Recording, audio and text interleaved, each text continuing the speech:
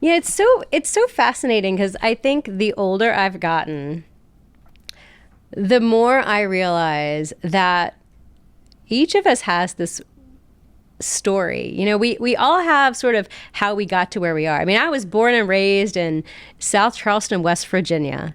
And so, I eat green beans with bacon grease, and I go to the regatta in the summer on the Kanawha River. And like there are things about my story, when I went to we used to have these fall festivals where there's banjo picking and square dancing, and that's my history.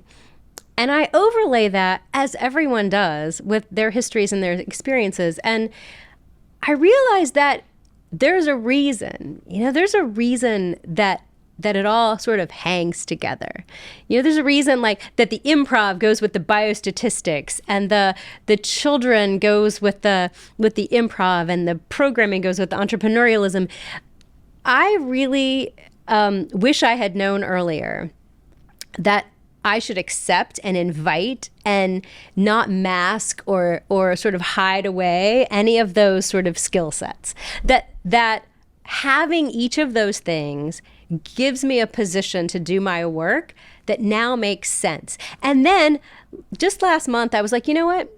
When I was a kid, I used to teach aerobics, which may not surprise you, but like the old-fashioned little bit of aerobics. energy, right? Exactly, like step aerobics and Jane Fonda and all that stuff. And I was like, why am I not doing that anymore? So I just went online. I got certified to teach aerobics again. I'm like throwing that into the mix. I'm like, why does group fitness instruction make sense for me now?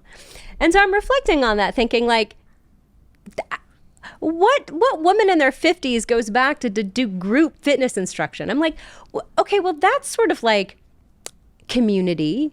It's about support. It's about knowing people's stories. It's about wellness. It's about helping moms navigate their children. It's a platform for reaching groups of people. It's part improvisation. It's part public health. It's very designed to be bio-aligned and brain supportive.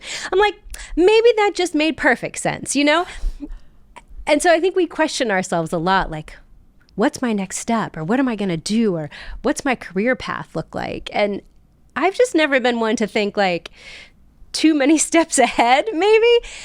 And I don't know if that's bad or good necessarily, but for me, it's tying it all together.